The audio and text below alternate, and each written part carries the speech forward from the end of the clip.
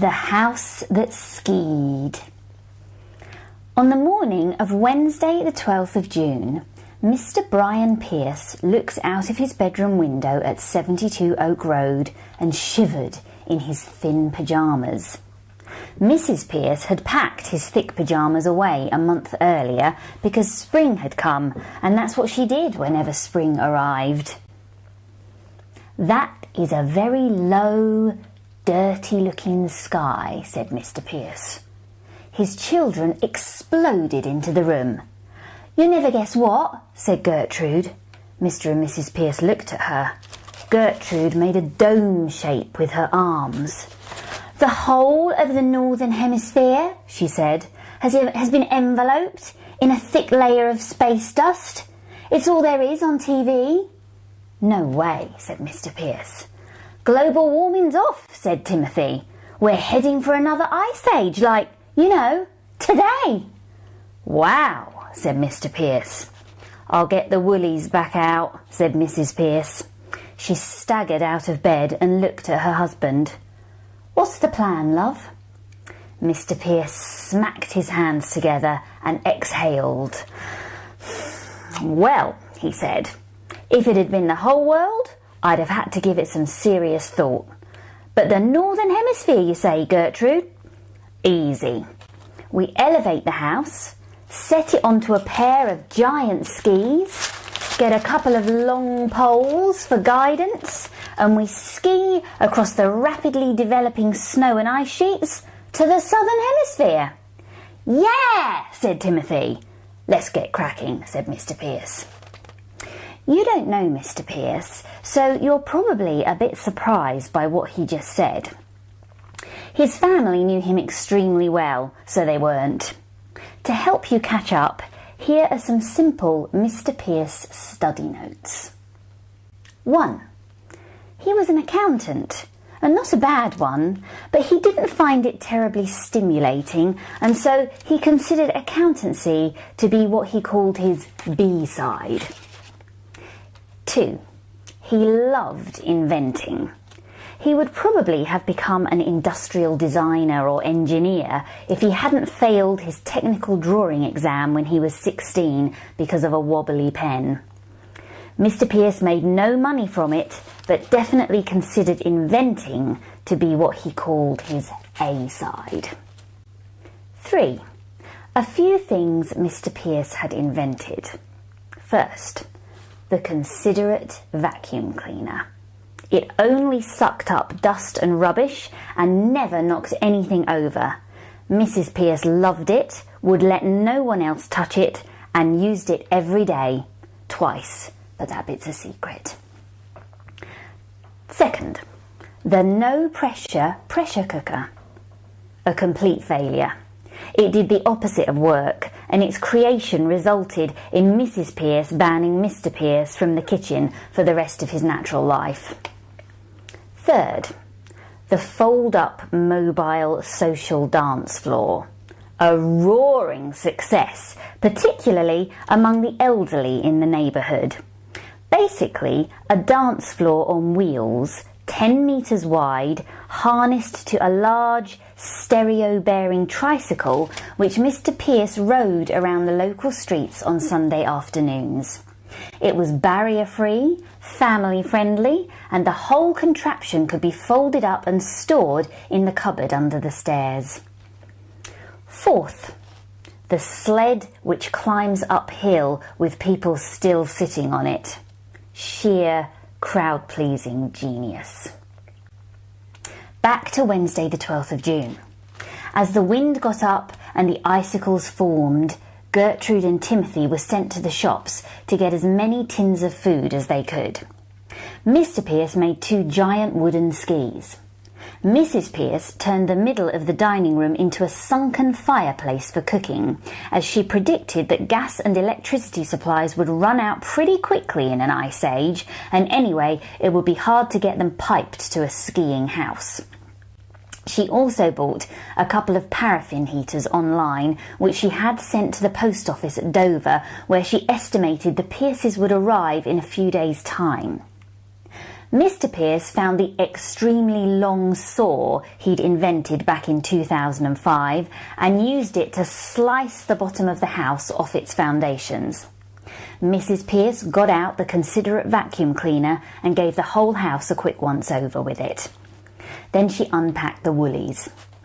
Mr. Pearce borrowed a crane from Terry next door, who ran a small construction company. Mr. Pearce used the crane to lift the house off the ground.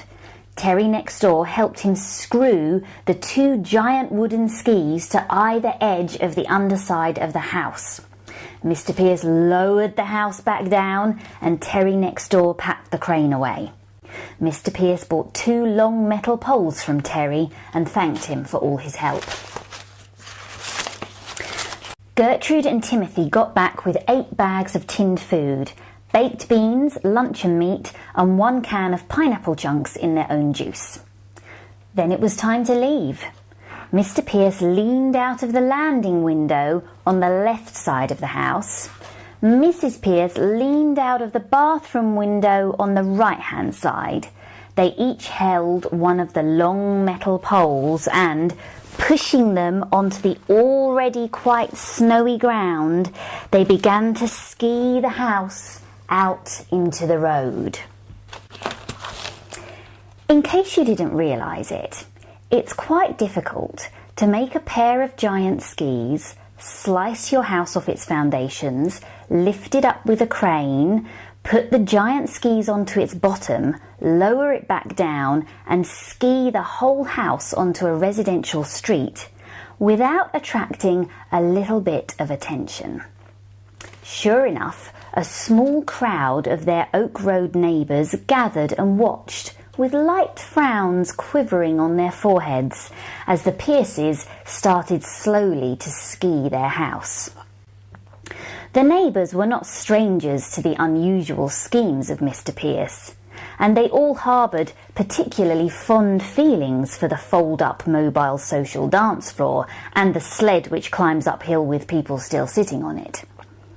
They were no doubt wondering what harebrained entertainment Mr. Pearce was now concocting, and were most likely looking forward to something which would take their minds off the worry caused by the unexpected ice age.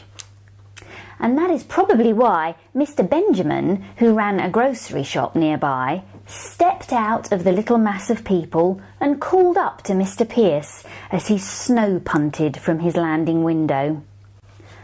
"What are you planning with this then, Brian?" Mr. Benjamin grinned back at his fellow onlookers to indicate to Mr. Pearce how interested everyone was to find out how he planned to amuse them. Mr. Pearce smiled and waved. "Well, Chris," he yelled above the din of the building blizzard, "we're all stocked up with provisions and we're going to ski this baby across the developing ice sheets to the southern hemisphere and make a life for ourselves there." Mr. Benjamin's lovely grin evaporated and his lips parted and his eyebrows sank. He looked a little bit silly. "What?" he called. "You mean you're leaving us? You're making your own nest cosy and saying to hell with the rest of us? Charming. Thanks very much." It might seem to some of you that this was rather an unfair thing for Mr. Benjamin to say, considering that, what with his dance floor and sled, Mr. Pearce had contributed much to Oak Road's communal happiness in recent years. But Mr. Benjamin and the other people who lived in Oak Road were, if they were honest, feeling quite frightened by the idea of an ice age, and frightened people, as you may know, can sometimes accidentally say unfair things. Much like the air around him, Mr. Pearce's smile froze. Then his head disappeared as he ducked indoors, so the people outside could only see one of his hands clutching the metal pole. "Oh dear," said Mr. Pearce on his landing. He said it to Mrs. Pearce, who had also pulled her head inside. She looked very red. "Oh, Brian," she said, and her face slid into a grimace of shame. "Oh dear," said Mr. Pierce again. "I didn't think about it looking bad." They stood staring at each other for a moment. Then Mrs. Pierce smiled and Mr. Pierce nodded. They had been married for a long time and understood each other perfectly. They stuck their heads out of their windows again and waved. "Only teasing," yelled Mr. Pierce. We know he hadn't only been teasing. He had really been planning to ski his house to the warm southern hemisphere. By saying, "Only teasing," he was actually telling a lie. But isn't that a strange thing? The fact that he told a lie shows us he was really a nice person. "We're not going anywhere, you silly billies. We just thought you lot might fancy a go in a skiing house to make the Ice Age more fun. So we made one for you." When Mr. and Mrs. Pierce saw Mr. Benjamin's lovely grin flash back on, and when they heard the cheers that erupted from the little crowd on hearing this announcement, they realised almost instantly that they'd never much fancied living in the Southern Hemisphere anyway. For the rest of the day, they gave house skiing demonstrations with Gertrude and Timothy assisting. Encouragement from the neighbours was overwhelming, and by late afternoon, the Pierces were skiing the house down Oak Road at 30 miles an hour, the designated speed limit, doing a smooth U-turn at the end and bringing her back in an impressive zigzag pattern. At 8 o'clock the next morning, there was a queue of people lined up outside the front door of number 72. They wore a mixture of sleeping bags, newspapers, duvets kept together with string, hats, balaclavas, earmuffs, anything that might keep the heat in and the Ice Age air out. They all wanted a go at skiing the house, so throughout the day the Pierces gave house skiing lessons. There were a few collisions with lampposts and a couple of cars got dented, but everyone did very well considering they were all beginners. In the end, Mr. Pierce's house skiing invention proved so popular that over the next few months he and Terry next door had to go round helping their neighbours convert their own homes into skiing ones. All in all, it turned out to be one heck of an Ice Age. House skiing tournaments were held almost every day and house ice hockey became hugely competitive. But perhaps the most popular pastime for the residents of Oak Road was house spinning. People inside a house would stick the long metal poles through several downstairs windows, and people outside would grab the pole ends and start jogging round. The house would begin to turn, and when the jogging people had built up enough speed, they would let go of the poles, leap out of the way, and watch the house spinning down the icy sheet that their road had become. The people inside the house could be heard laughing hysterically, and the onlookers would gasp in wonder at the simple, unexpected beauty of what they were seeing. It was a remarkable thing, really. While most of the Northern Hemisphere shivered and fretted under the weight and worry of the Ice Age, Oak Road got a good deal of joy from it. It is more than likely that Mr. Pierce didn't quite recognise what he had achieved with his invention. It didn't bring him money, and it didn't bring him fame. But when Terry next door, or Mr. Benjamin, or whoever else glided past the front door of number 72 in their whooshing skiing home and cried, "Lovely morning, Brian!"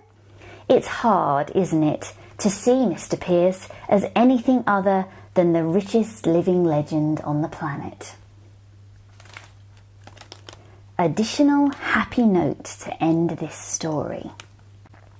The people who worked in the post office at Dover were surprised to find 2 paraffin heaters delivered to them a few days after the Ice Age began. They switched them on only in the worst of the ice storms that were to follow, and their heat encouraged them to imagine warm weather and tell tales from the summers of their childhood.